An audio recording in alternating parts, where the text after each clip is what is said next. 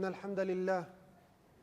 الحمد لله نحمده ونستعينه ونستغفره ونعوذ بالله من شرور أنفسنا ومن سيئات أعمالنا من يهده الله فلا مضل له ومن يضلل فلا هادي له وأشهد أن لا إله إلا الله وحده لا شريك له وأشهد أن محمدا عبده ورسوله يا أيها الذين آمنوا اتقوا الله حق تقاته ولا تموتن إلا وأنتم مسلمون يا أيها الناس اتقوا ربكم الذي خلقكم من نفس واحدة وخلق منها زوجها وبث منهما رجالا كثيرا ونساء واتقوا الله الذي تساءلون به والأرحام إن الله كان عليكم رقيبا يا أيها الذين آمنوا اتقوا الله وقولوا قولا سديدا يصلح لكم أعمالكم ويغفر لكم ذنوبكم ومن يطع الله ورسوله فقد فاز فوزا عظيما أما بعد فإن أصدق الحديث كتاب الله وخير الهدي هدي محمد صلى الله عليه وسلم وشر الأمور محدثاتها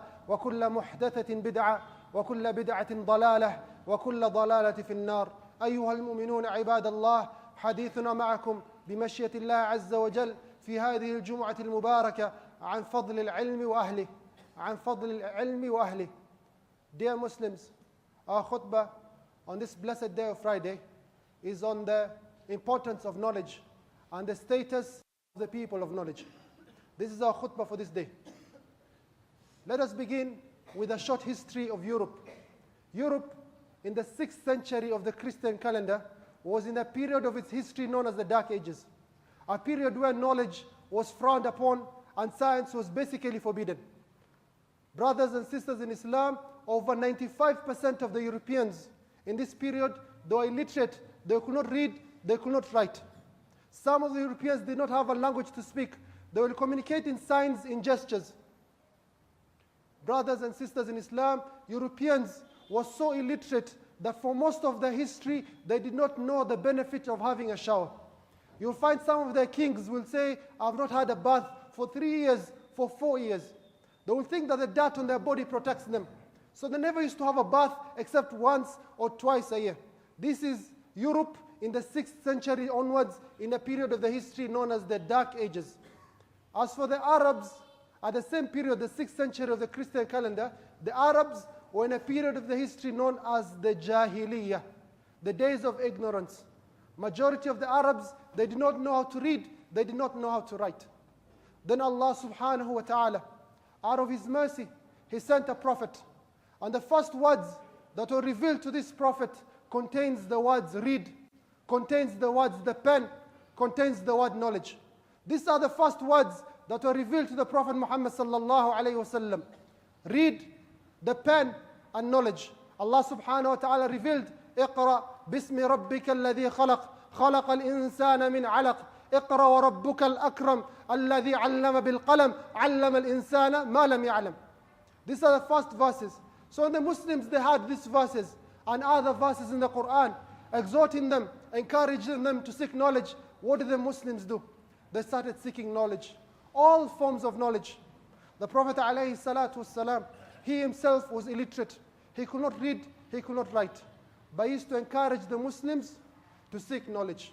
He told the Muslims, it is compulsory for you, man or woman, to seek knowledge, to learn how to read, how to write.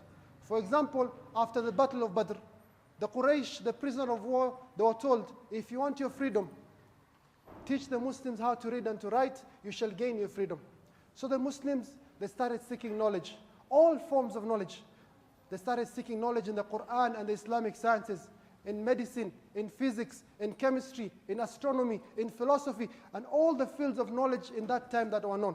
And they became, brothers and sisters in Islam, the leaders all over the world. People were saying the Muslims are the best when it comes to that. The Muslims were the leaders in all the knowledge that was there during that time.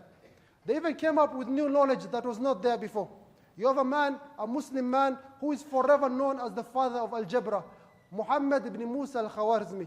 This man, he came up with algebra, he came up with algorithms, and he has one of the most important discoveries in mathematics, and that's the discovery of the number 0.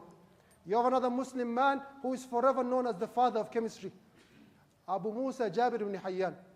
You have another Muslim who is forever known as the father of surgery, Khalaf ibn al-Abbas al-Zahrawi. So the Muslims were leaders in all the fields. The Muslims were the most literate. They had the best libraries, the best universities. Everyone wanted to be like a Muslim, dress like a Muslim, eat like a Muslim. Those are the people who were civilized. Brothers and sisters in Islam, the Christians, the Jews, they used to come study in our universities, in our schools. The Jews themselves, they say, listen to what the Jews, they say. They say the best period in Judaism is when we were under the Muslims in Muslim Spain. They say the golden age of Judaism is when we were ruled by the Muslims in Muslim Spain. The Christians, the Europeans, they say, if it wasn't for the Muslims, there'll be no Renaissance in France, in Europe. We are the ones that civilized Europe. We are the ones that educated Europe. We taught them everything, including having a bath. Brothers and sisters in Islam, this is our khutbah for this day, the importance of knowledge to the Muslims. So the Muslims, they had the best education all over the history. Then the 6th century of the Islamic calendar came. And the Christians, they launched war on the Muslims. They launched their crusades. And every time they entered a land from the land of the Muslims, they will massacre Muslims, they will expel Muslims from the lands, and they will do something more evil. They will go to the books of the Muslims and burn them. Destroy the libraries of the Muslims. For example, brothers and sisters in Islam, when they attacked the city of Cordoba, the capital city of Spain, in one day, they burnt 80,000 books of the Muslims.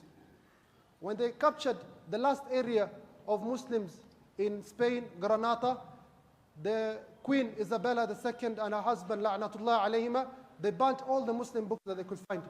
A systematic destruction of our heritage. Books had a great value to the Muslims. But this is not the worst thing that happened to the Muslims. The worst thing that happened to the Muslims in the history is the Mongolians. They came from the east. These people, these barbarians, they attacked the capital city of the Islamic Empire, Baghdad, the most beautiful city on earth. And in 40 days, they massacred 2 million Muslim men, women, and children. They killed the Khalifa of the Muslims brutally. And they went to the Bayt al-Hikmah, the House of Wisdom, the biggest library in the world, a library that has survived for 500 years from the time of Harun al-Rashid. They took all the books from Bayt al-Hikmah and they threw all the books in the Tigris River until the river became black. From that date on, brothers and sisters in Islam, Muslims and knowledge has been on a decline. It has been on downhill. Brothers and sisters in Islam, we were the leaders for many centuries. Then after the calamity of the Tatar in the year 656 of the Hijri calendar, we have been on a downhill and other societies and other people have overtaken us. This is a khutbah on this day, the benefit and the virtue of knowledge and the status of the people of knowledge. What does the Quran of Allah subhanahu wa ta'ala say about the benefits and virtue of knowledge? What does the Sunnah of the Prophet alayhi salatu wasalam say about the benefits and virtue of knowledge and the people of knowledge? Allah subhanahu wa ta'ala, He decreed in the book that the ones who fear Allah the most are the ulama. The ones who fear Allah the most are the scholars. They are the ones who know Allah best. They are the ones who understand what He wants best. The ones who fear Allah the most are the scholars. Allah subhanahu wa ta'ala says, إِنَّمَا يَخْشَى اللَّهَ مِنْ عِبَادِ الْعُلَمَاءِ. Allah says that the ones who fear Allah most from His servants are the people of knowledge. The scholars, they say, مَنْ كَانَ بِاللَّهِ أَعْرَفْ كَانَ مِنْهُ أَخْوَفْ. Whoever is most fearful of Allah will be whoever is most understanding of Allah will be most fearful of Him. So with this fear that the scholars have for Allah subhanahu wa ta'ala, Allah has raised their levels. The level of a believer is high, but the level of a scholar is much higher, much higher. Allah has raised the level of the scholars much higher. Allah subhanahu wa ta'ala says, يَرْفَعِ اللَّهُ الَّذِينَ آمَنُوا مِنْكُمْ وَالَّذِينَ أُوتُوا الْعِلْمَ دَرَجَاتٍ. That Allah subhanahu wa ta'ala has raised the level of the common believer to a high degree, but the scholars are even higher. The scholars are even higher. The scholars in dunya, brothers in Islam, have a high status, and in akhirah, they have an even higher status. Look at the scholars who passed away 1,200 years ago, 1,300 years ago. To this day, we still remember them. You have a man called Abu Hanifa, passed away in the year 150. We still make dua, oh Allah, have mercy on Imam Abu Hanifa. He died 1,250 years ago plus, and we still remember him to this day, Imam Abu Hanifa. Imam Malik 179, Imam Shafi'i 204, Imam Ahmed ibn Hanbal 241, Imam Nawawi 676, Shaykh al-Islam Ahmed ibn Taymiyyah 728. These scholars, they died centuries and centuries ago. To this day, we still remember them. Allah subhanahu wa ta'ala has elevated their status in dunya and akhirah. And from the greatest evidences from the Quran that shows Allah subhanahu wa ta'ala elevating the status of the scholars is Allah subhanahu wa ta'ala has kept them together with himself and his angels in the greatest testimony ever. The greatest testimony in the Quran, Allah subhanahu wa ta'ala has kept himself, the angels and the scholars. Allah subhanahu wa ta'ala says in the Quran, شَهِدَ اللَّهُ أَنَّهُ لَا إِلَهَ إِلَّا هُ وَالْمَلَائِكَةُ وَأُولُو الْعِلْمِ قَائِمًا بِالْقِسْطِ. Allah subhanahu wa ta'ala says that he testifies that there is no deity worthy of worship except himself, and so do the angels and the people of knowledge. Look at this status that Allah subhanahu wa ta'ala has given the ulama. The ulama are mentioned in the same breath, in the same witness, in the same testimony as the angels and Allah himself. This is a great status that Allah subhanahu wa ta'ala has given the ulama. As such, none is equal to the ulama. No one is equal to the scholar. Allah subhanahu wa ta'ala says in the Quran, قُلْ هَلْ يَسْتَوِي الَّذِينَ يَعْلَمُونَ وَالَّذِينَ لَا يَعْلَمُونَ إِنَّمَا يَتَذَكَّرُ أُولُو الْأَلْبَابِ. Say, are the ones who know equal to the ones who do not know? They're not equal. The ones who know are not equal to the ones who do not know. If we look at the Quran of Allah subhanahu wa ta'ala, in the entire Mus'haf, the only time Allah subhanahu wa ta'ala is commanding us to seek an increase of something is to seek an increase of knowledge. The only time in the entire Mus'haf Allah is commanding us to seek an increase of something, it is an increase of knowledge. Allah subhanahu wa ta'ala says in the Quran, وَقُلْ رَبِّ زِدْنِي عِلْمًا. Oh Allah, increase me in knowledge. So brothers in Islam, this is the Quran encouraging us, exhorting us to seek knowledge. Number one, the most fearful of the servants of Allah are the scholars. Number two, Allah has raised the level of the scholars higher than the level of the believers. Number three, Allah has kept them witnesses in the greatest testimony ever. Number four, none is equal to the scholar. قُلْ هَلْ يَسْتَوِي الَّذِينَ يَعْلَمُونَ وَالَّذِينَ لَا يَعْلَمُونَ. And number five, the only command in the entire Quran where Allah asks us as Muslims to ask for an increase of something is an increase in knowledge. This is the Quran of Allah subhanahu wa ta'ala encouraging us to seek knowledge. Also the sunnah of the Prophet alayhi salatu wasalam. The Prophet alayhi salatu wasalam, he says in authentic hadith as narrated by Bukhari and Muslim, he says, مَنْ يُرِدِ اللَّهُ بِهِ خَيْرًا يُفَقِّهُ فِي الدِّينِ. If Allah wants good on a servant, He gives him knowledge of the religion. If Allah wants good on a servant, He gives him knowledge of the religion. Unfortunately, the opposite is also true. If Allah does not want good on you, He does not give you knowledge of the religion. Prophet alayhi salatu wasalam, he says, من سلك طريقا يلتمس فيه علما سهل الله له طريقا إلى الجنة. Says, whoever seeks the path of knowledge, pursues knowledge, Allah will make it easier, his path to Jannah. If you want an easy path to Jannah, seek knowledge. Prophet alayhi salatu wasalam, he continues, he says, وَإِنَّ الْمَلَائِكَةَ لَتَضَعُ أَجْنِحَتَهَا رِضًا لِطَالِبِ الْعِلْمِ. Says, the angels of Allah, they lower their wings in humility, in approval of the person seeking knowledge. Prophet alayhi salatu wasalam, he continues, he says, وَإِنَّ طَالِبَ الْعِلْمِ يَسْتَغْفِرُ لَهُ مَنْ فِي السَّمَاءِ وَمَنْ فِي الْأَرْضِ حَتَّى الْحِيتَانَ فِي الْمَاءِ. Prophet alayhi salatu wasalam, he says, everything on the heavens, on the earth, make istighfar for the person seeking knowledge. Even the fish in the ocean, the ants, they make istighfar. Oh Allah, forgive so and so is seeking knowledge. All the fish, all the ants, they make istighfar for the person seeking knowledge. Then he continues, he says, وَإِنَّ فَضْلَ الْعَالِمِ عَلَى الْعَابِدِ كَفَضْلِ الْقَمَرِ عَلى السَّائِرِ الْكَوَاكِبِ وَإِنَّ الْعُلَمَاءَ هُمْ وَرَثَةُ الْأَنْبِيَاءِ وَإِنَّ الْأَنْبِيَاءَ لَمْ يُوَرِّثُوا دِينَارًا وَلَا دِرْهَمًا وَإِنَّمَا وَرَّثُوا الْعِلْمَ فَمَنْ أَخَذَهُ أَخَذَ بِحَظٍ وَافِرٍ.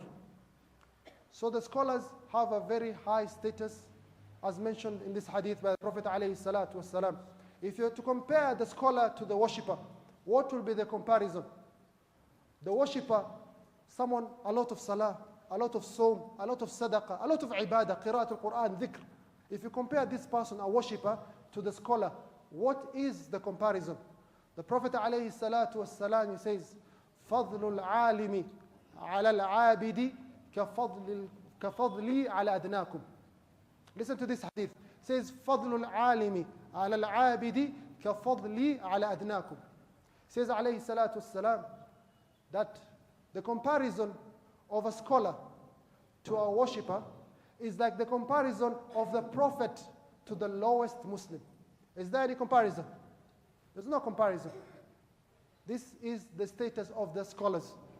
As such, in the famous hadith that you all are aware, when a person dies, all his deeds end apart from three things. إذا مات الإنسان انقطع عمله إلا من ثلاث وذكر منها علم ينتفع به.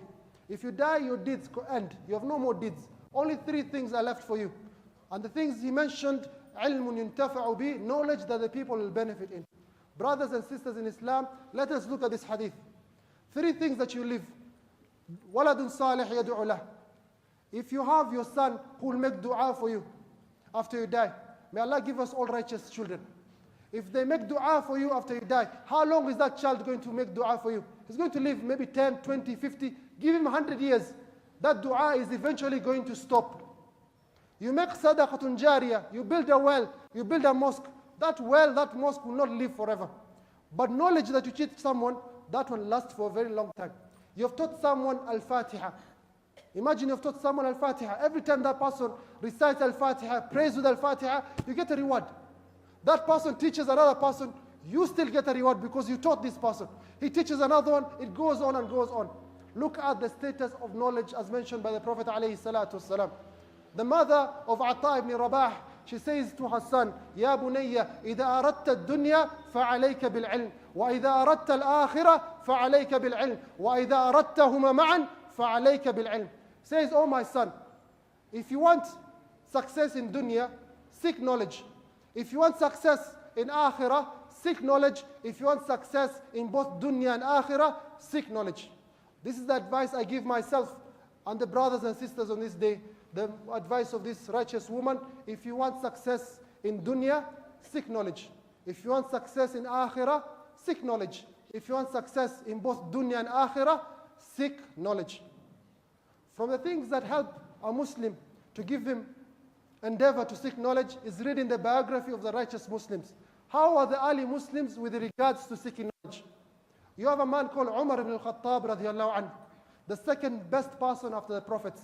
This man, what did he used to do with regards to seeking knowledge? He used to have his friend, a neighbor from the Ansari tribe of Bani Umayyah ibn Zayd. Every day, one day Umar will work, this man will study. The next day Umar will study, this man will work. They will have alternating days of work and study. In the evening when they meet, they will teach each other what the Prophet ﷺ taught that other person. So they used to divide between work and study. That is number one. Number two, they used to learn languages of other people. Prophet ﷺ commanded a young Ansari boy, Zayd ibn Thabit, to learn the language of the Jews so as to benefit from them and also to be wary of any plots that they do. This young man, Zayd ibn Thabit, he learned the language of the Jews in 17 days. Also, one of the most important aspects of knowledge with regards to the Muslims is they used to travel to seek knowledge. الرحلة في طلب العلم. They used to travel to seek knowledge, even sometimes for one piece of knowledge. You have a man called Jabir ibn Abdullah radiyallahu anhuma. One day in Medina, he buys a camel. He stocks that camel and he journeys from Medina all the way to Asham, to the land of Syria, 1 month journey. Why did he journey for this 1 month? To meet a Sahabi, Abdullah ibn Unais, and listen to him a hadith about qisas that he had from the Prophet ﷺ. The reason he traveled a distance of 1 month is to listen to one hadith of the Prophet ﷺ that was the Sahabi Abdullah ibn Unais. You have another man, Abu Ayyub al-Ansari radiallahu anhu, one of the Sahabi. He traveled from Medina all the way to Egypt to meet Uqba ibn Amir to seek one hadith regarding Sitr al-Muslim, to protect the secret of a Muslim. They used to travel distances just to seek one hadith. Imam Sa'id ibn Musayyib, the best of the Tabi'in, says, إن كنت أسير الأيام وليالي في طلب الحديث واحد. I used to travel great distances for seeking only one hadith of the Prophet ﷺ. So the Muslims, they used to travel to seek knowledge. Brothers and sisters in Islam, one of the most amazing things about the Muslims is that the great scholars of Islam were not only Arabs. In fact, many non-Arabs were the greatest scholars in Islamic history. You have a man, for example, from the Tabi'een. The most knowledgeable of the people of Mecca from the Tabi'een is a black Nubi freed slave. A Nubi from Sudan. We have them many here in Kibera. This Nubi man, black, he was very ugly. He had a lot of defects on his body. The scholars, they say, Kana aswad, a'war, a'raj, ashal, aftas, thumma umi. He had many defects on his eyes, on his leg. Even his head used to touch his shoulders, so much so that it doesn't look like he has a neck. One day he makes tawaf and he says, oh Allah, release my neck from the hellfire. A woman who saw him starts mocking him. Woe upon you. What neck are you talking about? What neck are you telling Allah to release from the hellfire? You don't have a neck to speak of. This person who was being mocked was the most knowledgeable of the people of Mecca amongst the Tabi'een. And he was also the most knowledgeable person on earth with regards to the rulings of Hajj. Ata ibn Rabah, a black freed slave from the Nubi tribe. One day, the Khalifa of the Muslims, Abdul Malik ibn Marwan, he comes to Hajj. And he sits on his throne. And next to him are the nobles, the Sharif, the Shurafa. And this man, Ata ibn Rabah, he comes to the gathering. Abdul Malik ibn Marwan, he sees Ata. That's Ata. He descends from his throne and he goes, he greets him. He welcomes Ata and he tells him, Ya Aba Muhammad, tafaddal, sit on my throne. Brothers and sisters in Islam, this throne of Abdul Malik ibn Marwan, do you know what throne that is? That is the throne of the most powerful man on earth, the superpower of the time, the Islamic Empire. He sits, this black freed slave, on the throne. Then what does he do? He descends from the throne and sits on the floor and asks him, Ma hajatuka ya Aba Muhammad. This black, ugly man, he was elevated because of knowledge until he sat on the throne of the Khalifa. One day, Az-Zuhri, Imam Az-Zuhri, the one who's compiled the hadith of the Prophet ﷺ into one book, he came to the Khalifa Abdul Malik ibn Marwan. Abdul Malik ibn Marwan asked him, Min ayna qaddamt? Where did you come from? He says, Min Makkah, I came from Makkah. قال فمن خلفت يسودها? Who did you live in Makkah to be the leader of the people of Makkah? قال عطاء. He said عطاء. He asked عطاء هذا من العربي أم من الموالي? This عطاء, is he from the Arabs or is he from the freed slaves? قلت من الموالي. He is from the freed slaves. Huh? He asked him the second question. فمن يسود أهل اليمن? Who is the leader of the people of Yemen when it comes to knowledge? طاووس. Is he from the Arabs or is he from the freed slaves? From the freed slaves. فَمَنْ يَسُودُ أَهْلَ الشَّامِ? Who is the leader of the people of Sham, Syria, Lebanon, Philistine, Jordan, those countries? Says مَكْحُولٌ عَبْدٌ نُوبِيٌّ اعْتَقَتْهُ امْرَأَةٌ مِنْ هُذَيْلٍ. A black Nubi slave that was freed by a woman from the tribe of Hudayl. The leader of the people of Sham, Makhul, also a slave, freed slave. He asked him, فَمَنْ يَسُودُ أَهْلَ الْجَزِيرَةِ? Who is the leader of Al-Jazeera, the land between the Euphrates and the Tigris? He says, Maymun ibn Mihran. من العربي أم من الموالي؟ من الموالي. He's from the freed slaves. فمن يسود أهل الخراسان? Who is the leader of Afghanistan, Khorasan, Uzbekistan, Kazakhstan, that area? Says الضحاك ibn Muzahim. من الموالي. That's 5 people. فمن يسود أهل بصرة? Who is the leader of the people of Basra? Al-Hasan. من الموالي. Also from the freed slaves. فمن يسود أهل كوفة? Who is the leader of Kufa? Ibrahim al-Naqai من العرب. He is the leader of the people of Kufa. Ibrahim al-Naqai is from the Arabs. Notice, brothers in Islam, these are the 7 major centers of Islam at that time. 6 out of the 7, the leaders in terms of knowledge, are freed slaves. Mostly Africans or Persians or people who are not Arabs. Such was the status of knowledge. It elevated these people. Brothers and sisters in Islam, knowledge has a sweetness. It has a ladha that people were ready to sacrifice anything to search for this knowledge. You have people who missed the birth of their children. They were not present. For example, you have a man called Abdurrahman ibn al-Qasim. He married his cousin in Egypt. Then she was pregnant. He decided to travel to Medina to seek knowledge under the Imam Malik. So he told his wife, I give you 2 options. I divorce you, or you remain my wife and remain patient. Because I'm going to study, I do not know how long I shall take. So the wife said, I'll be patient, I shall remain your wife, I shall be patient despite how many years you take. This man, Abdurrahman al-Qasim, he left to Medina, and how many years did he take to study? 17 years. He did not come back home even once, nor did he engage in trade or business for those 17 years. One day the Hujjaj of Egypt come to Medina. Amongst them is a young boy whose face is covered. He comes to the gathering of Imam Malik. He greets the Imam Malik and he asks them, Afikum Ibn al-Qasim, is amongst you Ibn al-Qasim? فَأَشَارُوا إِلَيَّ. They point to Abdurrahman al-Qasim. This young boy comes, he kisses Abdurrahman al-Qasim between his eyes, on his forehead. Abdurrahman, he says, immediately I knew from the pleasant smell that I could smell that this was my son. And indeed, this was my son who had left him in the womb of his mother 17 years ago. These are people who are ready to leave their family just to seek knowledge. They even miss the birth of a child. Some of them used to miss even the burial of a child. Amongst them, just for benefit, Imam Abdurrahman al-Qasim Hada, he became one of the greatest scholars in the madhab of the Malikiyah. In the madhab of Malik, number one is Imam Malik, number two is Abdurrahman ibn al-Qasim. He has the most important book in the madhab of Malikiyah called Al-Mudawwana. Al-Mudawwana. You have another Imam, his child died. Al-Qadi Abu Yusuf, one of the companions of Imam Abu Hanifa. He says, Mata ibn li, one of my sons, he died. فَلَمْ أَحْضُرْ جِهَازَهُ وَلَا دَفْنَهُ. I was not present, I was not able to be present to wash him or to bury him. His own son.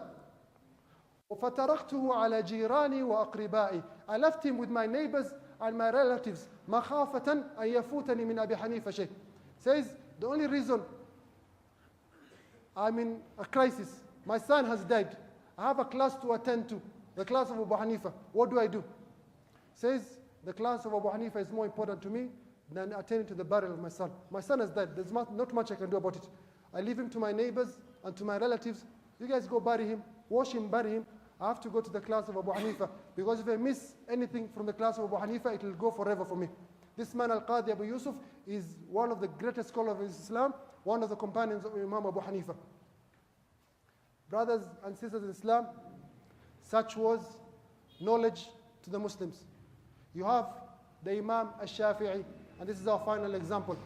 We as Muslims in Kenya, we follow the madhab of the Imam Al-Shafi'i, Muhammad ibn Idris Al-Shafi'i, born in the year 150 and he died in the year 204. This Imam is from the family of the Prophet alayhi salatu wasalam. He's from the Ahl al-Bayt. He was born in Palestine, in Gaza. When he was very young, his father died, hence he was an orphan. His mother took care of him. Mother took him to Mecca. When he was 7 years, he memorized the entire Quran. When he was 7 years, memorized the entire Quran. When he was 10 years, he memorized the Muwatta of Imam Malik. This Imam was very poor. He did not have anything to write on. Sometimes he'll write on skin, on papers that he finds in the dustbin, or on bones. He didn't have anything. His mother could not pay the teachers. So the teachers, they used to be content for Imam Shafi'i to teach his fellow students. Brothers and sisters in Islam, this man, Al-Shafi'i, became the greatest scholar, not of his time only, but of all history. A scholar in fiqh, Arabic language, poetry, genealogy, and archery. He was one of the great scholars of Islam. The scholars of Islam, majority of them, they say we make dua in our prayers for Imam Shafi'i.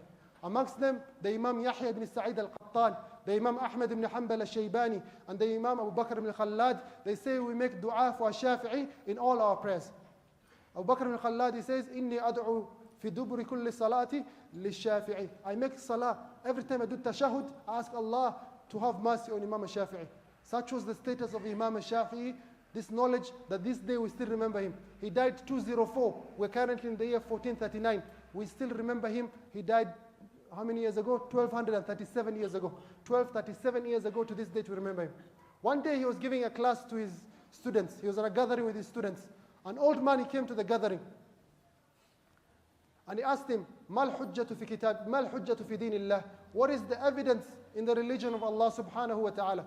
Imam Shafi'i said, Kitabullah. The first evidence is the book of Allah. Then he asked, what's the second? The old man asked, what's the second? He said, the Sunnah. He said, Sadaqt. What is the third one? He said, Ittifaq al-Ummah. Ittifaq al-Ummah, the agreement of the Muslims. This old man asked the Shafi'i, Min ayna qulta ittifaq al-Ummah? What is your evidence for saying that the agreement of the believers is evidence? Imam Shafi'i was dumbfounded. He was shocked with that question. It caught him off guard. He didn't have an answer. The old man told him, I give you 3 days to find me an answer from the book of Allah. Otherwise, you make tawbah to Allah subhanahu wa ta'ala. The old man left. Imam Shafi'i, he went to his house. He was not seen for 3 days. On the third day, he comes out. He's swollen. He's sick. He looks feverish.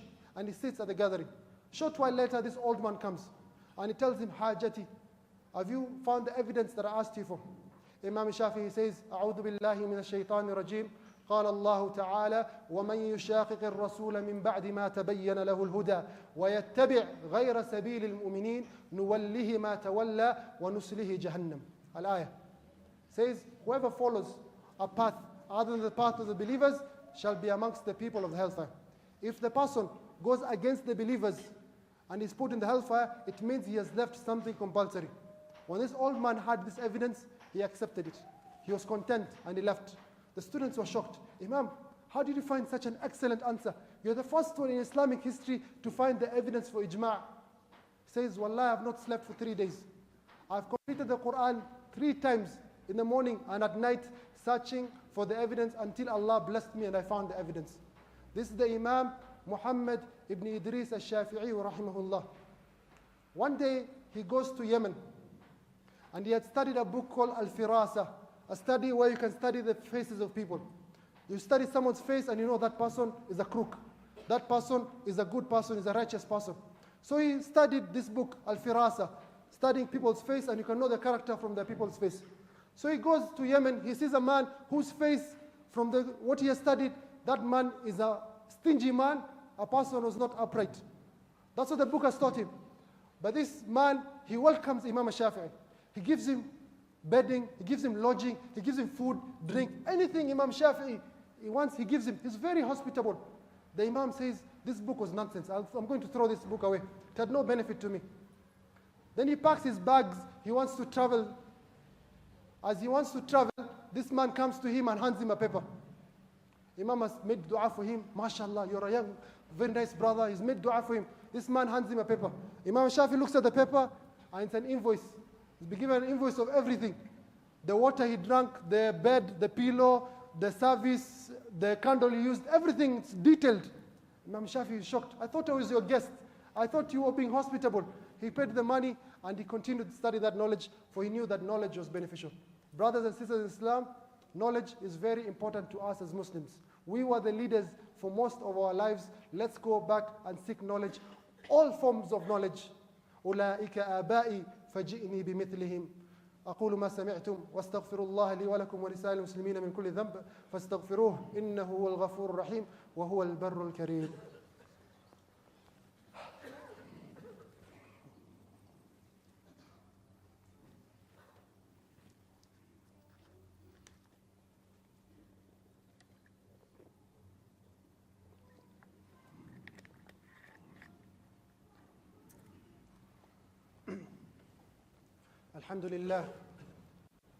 الحمد لله الذي علم بالقلم علم الإنسان ما لم يعلم فأقسم بالقلم وقال والقلم وما يسطرون إعلاء لشأنه ولكونه طريق العلم وتعلم فالعلم أجل الفضائل وأشرف المزايا وأعز ما يتحلى به الإنسان.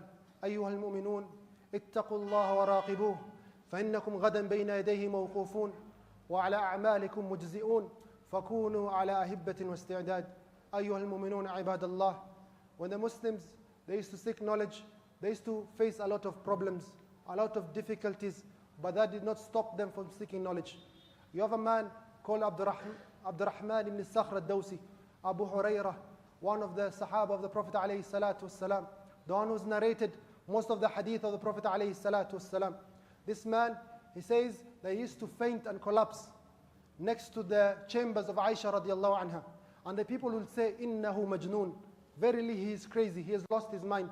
وَمَا بِي جُنُونَ مَا بِي إِلَّا الْجُوعِ. He says, I was not crazy, I was just hungry. I had not eaten for a number of days as I was seeking the hadith and the knowledge of the Prophet alayhi salatu wasalam. They used to face a lot of problems while they were seeking knowledge of the deen of Allah subhanahu wa ta'ala. You have a scholar called Ibn Tahir.